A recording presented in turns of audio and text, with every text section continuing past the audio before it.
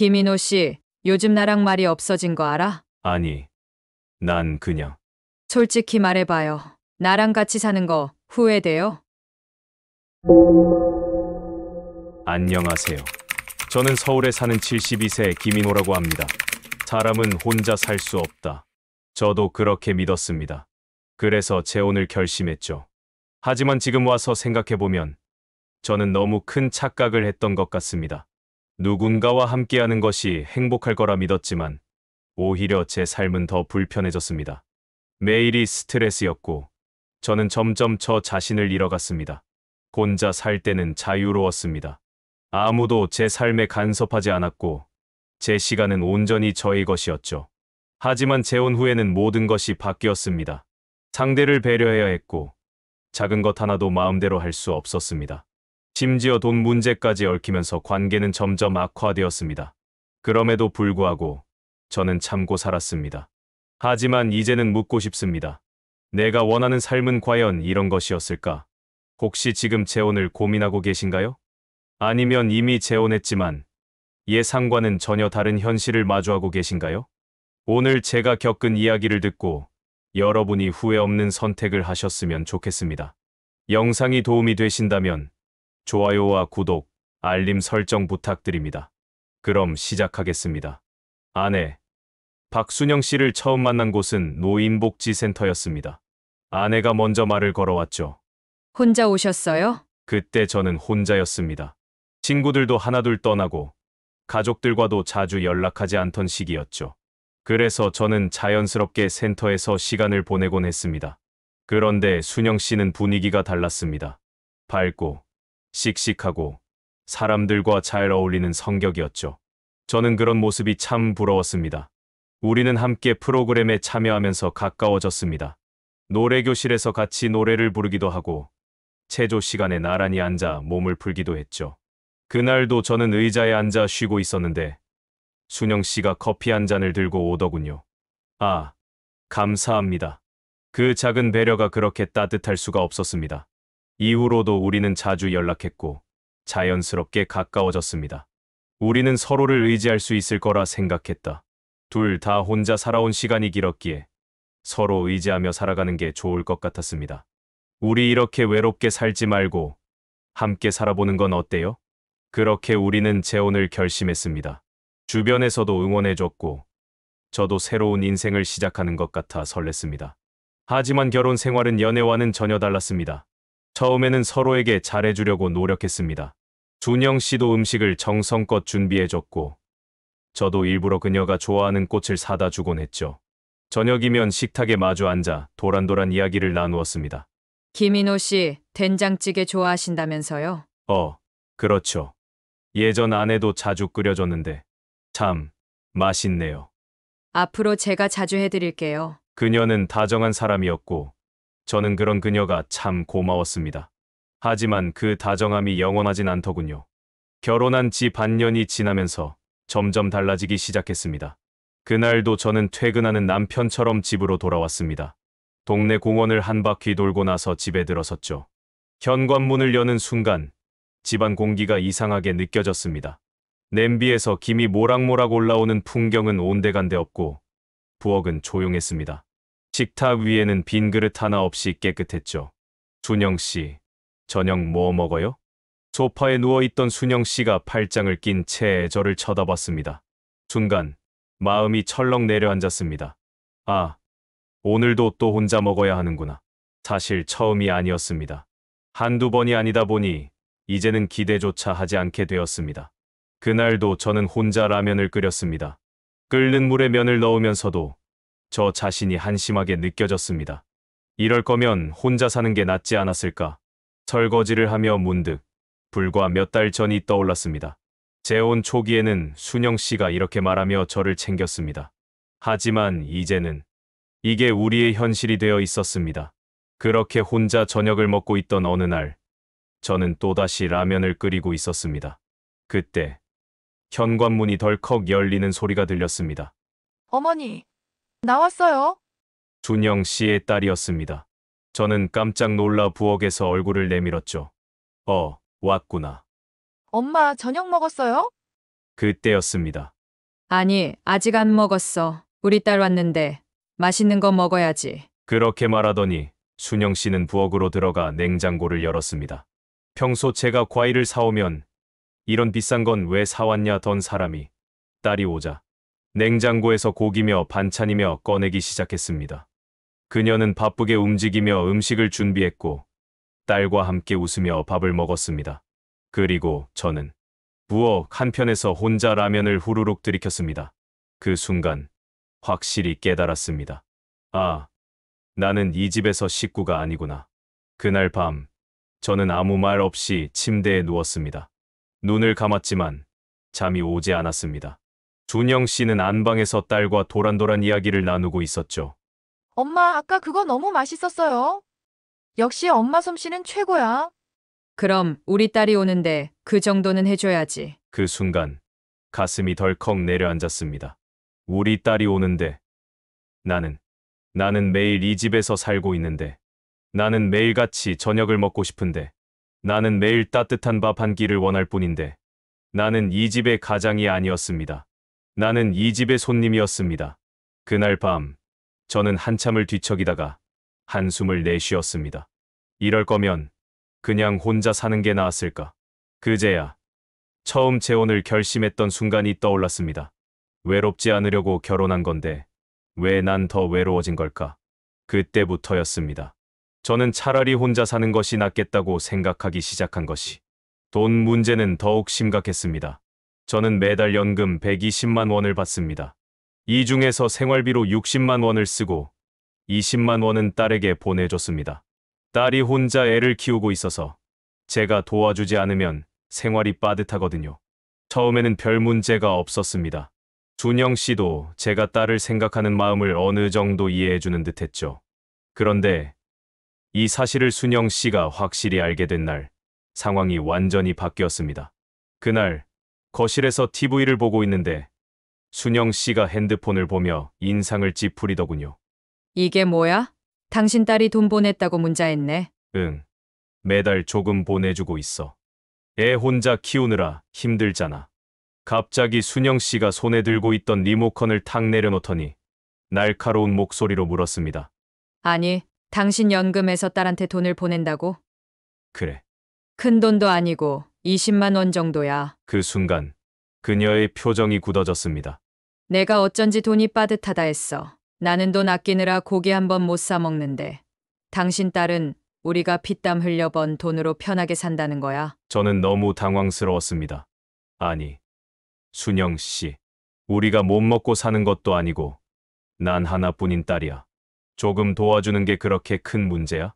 당신 딸은 이제 성인이고 자기 힘으로 살아야지. 우리 노후 걱정해야 하는 거 아니야. 그 말에 저는 할 말을 잃었습니다. 자기 힘으로 살아야지? 딸이 혼자 아이를 키우면서 얼마나 힘든지 저는 누구보다 잘 알고 있습니다.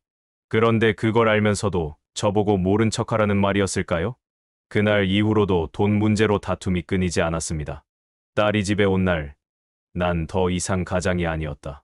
한 번은 제 딸이 손주랑 함께 집에 놀러 왔습니다. 그날 아침, 딸에게서 전화가 왔습니다. 아빠, 오늘 시간 되면 손주랑 같이 잠깐 들러도 될까? 그럼, 아빠 집인데 언제든지 오지. 저는 오랜만에 딸과 손주를 볼 생각에 설렜습니다. 손주 녀석이 얼마나 컸을까? 요즘 무슨 장난감을 좋아할까? 괜히 마트에 들러 과자며 음료수를 몇 개 사왔습니다. 그런데 딸과 손주가 도착한 순간 분위기가 싸해졌습니다. 현관문을 열자 순영 씨가 팔짱을 끼고 서 있었습니다. 여기 올 거면 미리 말이라도 좀 하지. 난 쉴 생각이었는데. 순간 가슴이 철렁 내려앉았습니다. 딸은 애써 웃으며 말했습니다. 아, 엄마 불편하셨어요. 잠깐 인사만 드리고 갈게요. 그러더니 손주 녀석이 순영 씨에게 다가가 인사를 했습니다. 할머니, 안녕하세요. 그런데 순영 씨는 어색하게 웃기만 할 뿐 아이를 반기지 않았습니다. 딸과 손주가 거실에 앉아 이야기를 나누는데 순영 씨는 계속 핸드폰만 만지작거리며 한숨을 쉬었습니다. 어휴, 오늘따라 피곤하네. 낮잠이라도 자야 하나. 그 말이 나오자 딸이 자리에서 일어섰습니다. 아빠, 우리 그냥 갈게. 엄마 피곤하신데 방해하면 안 되니까. 저는 놀라서 손을 내저었습니다. 아니야. 너희들 금방 왔는데 벌써 가겠다고?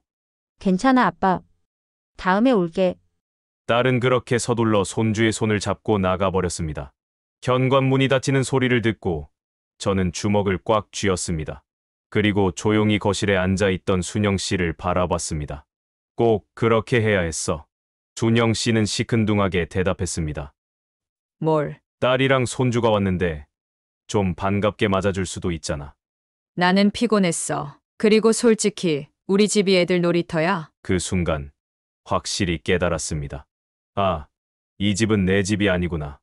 나는 여기에 살고 있지만 이곳의 가장이 아니구나. 돈보다 더 깊은 문제. 가족의 의미가 달랐다.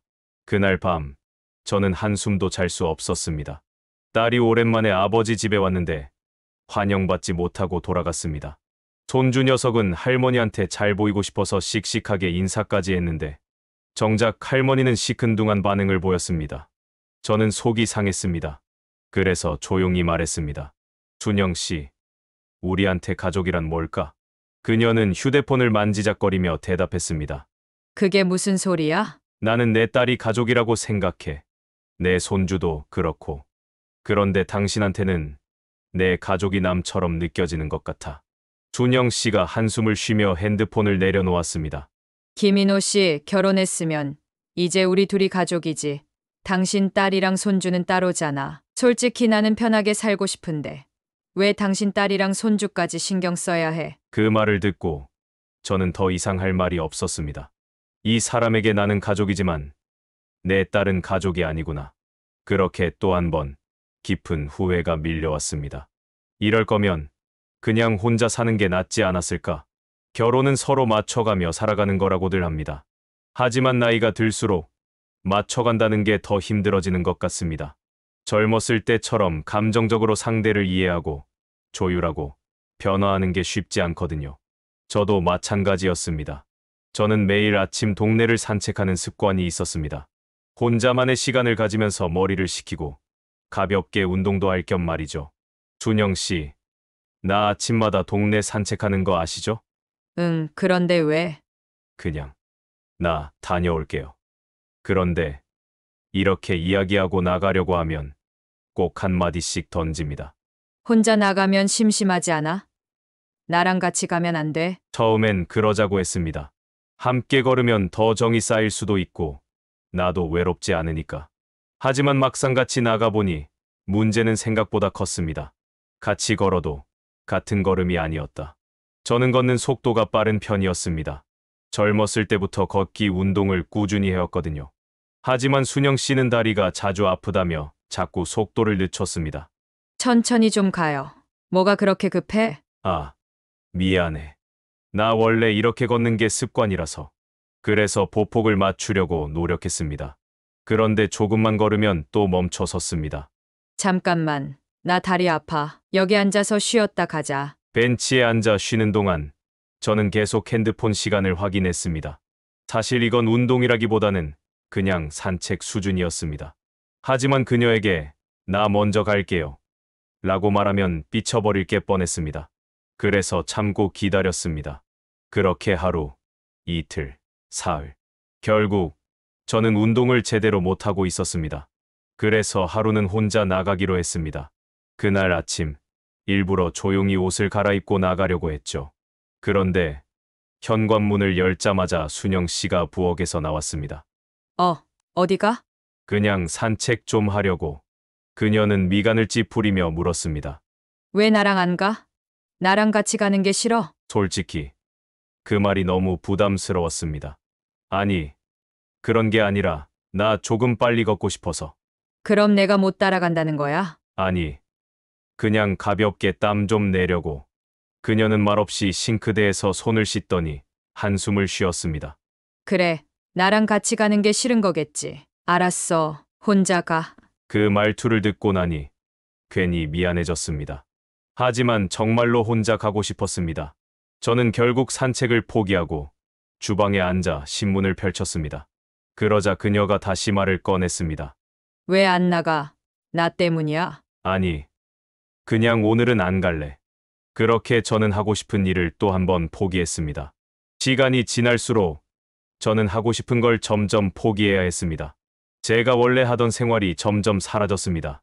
TV를 볼 때도 제가 좋아하는 뉴스를 보면 지루하다고 채널을 돌렸고, 음악을 들을 때도 제가 좋아하는 클래식을 틀면 잠이 온다고 했습니다. 어느 순간부터 저는 제 자신을 숨기고 살고 있었습니다. 아내와 함께 한다는 게 내 모든 걸 포기하는 일일까? 가끔 정말 사소한 것들이 쌓여 큰 짐처럼 느껴졌습니다. 그렇게 저는 점점 제 삶이 답답하게 느껴지기 시작했습니다. 함께 산다는 건 서로의 일상을 버리는 게 아니었다. 어느 날 저녁을 먹고 TV를 보고 있는데 순영 씨가 갑자기 저를 쳐다보며 말했습니다. 김인호 씨, 요즘 나랑 말이 없어진 거 알아? 저는 순간 당황했습니다. 아니, 난 그냥. 그녀는 심각한 표정으로 한숨을 쉬더니 조용히 말을 이어갔습니다. 솔직히 말해봐요. 나랑 같이 사는 거 후회돼요? 그 말에 저는 한참을 망설였습니다. 아니, 후회까지는 아니고, 하지만 제 표정이 이미 답을 말해버렸나 봅니다. 그녀는 고개를 돌려버렸습니다. 그냥 솔직히 말해요. 내가 너무 귀찮아요. 내가 너무 힘들게 해요. 저는 차마 대답하지 못했습니다. 그 순간 머릿속에 이런 생각이 스쳤습니다. 만약 다시 혼자 산다면 나는 더 행복할까? 그게 문제였습니다. 내가 원하는 건 함께 살아가는 거였는데 왜 점점 내가 사라지는 기분이 들지? 저는 대답하지 못한 채 멍하니 텔레비전 화면만 바라봤습니다. 그날 밤 저는 한숨도 잘 수 없었습니다. 사람이 살면서 작은 일 하나로도 후회를 할 때가 있습니다. 그런데 저 같은 경우엔 그런 순간이 한두 번이 아니었습니다. 이번엔 정말 결정적인 사건이었죠. 그날은 친구들과 오랜만에 점심을 먹기로 한 날이었습니다. 오래된 친구 셋과 함께 근처 고깃집에서 만나기로 했죠. 저는 전날부터 기대가 컸습니다. 오랜만에 마음껏 이야기 좀 나눠야지. 혼자 중얼거리며 아침에 옷도 신경 써서 입고 나갔습니다. 식당에 도착해서 친구들과 고기를 굽고 이런저런 이야기를 나누고 있었습니다. 오랜만이라 그런지 이야기꽃이 한창 피었습니다. 그런데 한참 이야기하고 있을 때였습니다. 어머, 여보, 고개를 돌려보니 순영 씨였습니다. 그녀는 놀란 얼굴로 저를 바라보고 있었습니다. 손에는 쇼핑백이 들려 있었고 옆에는 그녀의 친구들이 서 있었습니다. 그 순간 제 친구들 사이에서도 분위기가 갑자기 어색해졌습니다. 여기서 뭐해요? 이게 무슨 말입니까? 밥을 먹으러 왔지. 딴 이유라도 있어야 하나요? 그냥 친구들이랑 점심 먹으러 왔지. 그러자 순영 씨의 얼굴이 순식간에 굳었습니다. 그럼 나한테 말이라도 하지 그랬어요? 꼭 말해야 해? 그녀는 제 대답이 마음에 안 들었는지 팔짱을 끼고 고개를 갸웃거렸습니다. 당신이 이런 데서 밥 먹는 줄 몰랐네. 뭐 어때서? 가끔 친구들이랑 이렇게도 먹어야지. 제 친구들도 상황을 눈치채고 슬슬 수저를 내려놓기 시작했습니다. 그래. 순영 씨도 같이 드시죠. 친구 중 한 명이 애써 분위기를 풀어보려 했습니다. 하지만 순영 씨는 쏘아붙였습니다. 아니요. 저는 안 먹어요. 저 혼자 집에서 대충 때우고 있었거든요. 그 말이 나오자 저는 순간 머릿속이 하얘졌습니다. 순영 씨, 그런 식으로 말할 거면 그냥 가. 친구들 앞에서 이러지 말고. 그런데 그녀는 가만히 있지 않았습니다. 한 걸음 다가오더니 고깃집 테이블을 한번 쓱 훑어보았습니다. 와, 한우에 소주까지. 참 잘들 드시네. 이게 무슨 상황인가 싶었습니다. 저는 그저 오랜만에 친구들이랑 밥 한 끼 먹으러 나왔을 뿐이었는데 왜 이걸 변명해야 하는 상황이 된 걸까요? 식당을 나와 집에 도착하자 그녀는 문을 닫기도 전에 말을 쏟아냈습니다. 당신은 나 몰래 이런 데서 이러고 있었구나. 저는 어이가 없었습니다. 몰래? 내가 몰래 뭐라도 했어. 그냥 친구들 만나서 밥 한 끼 먹은 거잖아. 그녀는 팔짱을 끼고 한숨을 내쉬었습니다. 아니, 나는 집에서 혼자 밥 먹고 있었는데 당신은 밖에서 이렇게 신나게 먹고 있었으니 하는 말이지. 그 말이 나오자 저는 확실히 깨달았습니다. 아, 이 사람은 나를 남처럼 대하는구나. 나는 친구들이랑 오랜만에 만난 게 즐거웠을 뿐인데 그녀는 내가 혼자 몰래 무슨 대단한 일을 한 것처럼 받아들이고 있었습니다. 내가 꼭 허락받고 살아야 해? 저는 참다 결국 말을 꺼냈습니다. 준영 씨, 나는 당신한테 허락받고 살아야 해? 그녀는 대뜸 말했습니다. 아니, 그게 아니고 그냥 나도 당신이랑 같이 밥을 먹고 싶었는데 당신은 나한테 말도 안 하고 밖에서 이렇게 좋은 거 먹고 있었으니 서운해서 그렇지. 저는 한숨이 나왔습니다. 서운하면 같이 나가서 먹자고 하면 되잖아. 나는 내 시간도 좀 가지고 싶고 친구들도 만나고 싶어. 그녀는 입을 다물고 소파에 털썩 앉아버렸습니다. 몰라. 그냥 나는 당신이 나랑 같이 있는 게 싫은가 싶어서 그래. 그 말이 나오자 저는 그 자리에서 말문이 막혔습니다. 이게 결혼이구나. 이게 재혼의 현실이구나. 어떤 날은 내 딸이 불편하게 느껴지고 어떤 날은 내가 내 친구들을 만나러 가는 것도 이해받지 못하고 어떤 날은 내가 원래 하던 것조차 포기해야 하는 생활이 되는구나. 혼자였으면 이런 일은 없었을 텐데. 그날 밤 저는 침대에 누워 천장을 바라봤습니다. 내가 혼자였으면 이런 일은 없었을 텐데. 그 생각이 머릿속을 떠나지 않았습니다. 이럴 거면 그냥 혼자 사는 게 낫지 않았을까? 그렇게 저는 또 한 번 재혼을 후회하게 되었습니다. 앞으로 나는 어떻게 해야 할까? 이제 저는 고민에 빠졌습니다. 이렇게 참고 사는 게 맞는 걸까? 아니면 혼자로 돌아가는 게 맞는 걸까? 분명 저는 외롭지 않으려고 그리고 남은 생을 함께할 사람이 필요하다고 생각해서 재혼을 결심했습니다. 하지만 지금 와서 보니 그때 제 선택이 과연 옳았던 걸까 싶습니다. 외로움을 피하려고 결혼했는데 오히려 더 외로운 순간이 많아졌습니다. 서로 맞춰가며 살 줄 알았는데 오히려 더 많은 것들을 포기하며 살아야 했습니다. 가족이 하나 더 생긴 줄 알았는데 나의 가족은 오히려 멀어지는 기분이 들었습니다. 여러분이라면 어떻게 하시겠습니까? 만약 여러분이 저처럼 재혼을 했는데 매일 답답하고 후회가 쌓이는 생활을 한다면 어떻게 하시겠어요? 계속 참고 사는 게 맞을까요? 아니면 이제라도 내가 원하는 삶을 찾아 떠나야 할까요? 사실 저도 모르겠습니다. 어떤 선택이 정답인지, 어떤 길이 더 행복한 삶으로 가는 길인지. 하지만 한 가지는 분명히 깨달았습니다. 노년의 재혼은 단순한 사랑이 아니라 함께 살아가는 방법이 맞아야 가능하다. 처음엔 사랑이 있으면 다 될 줄 알았습니다. 하지만 현실은 그보다 훨씬 더 복잡했습니다.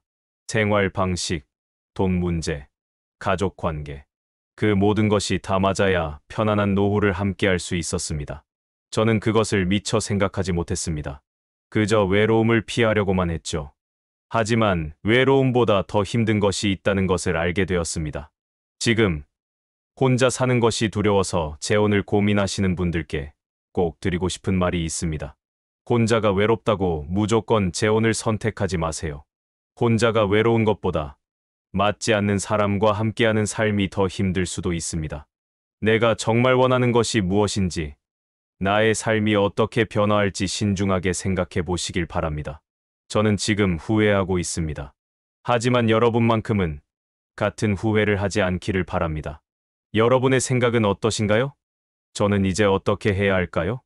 이 영상이 도움이 되셨다면 좋아요와 구독, 알림 설정 부탁드립니다. 여러분의 댓글을 기다리겠습니다. 감사합니다.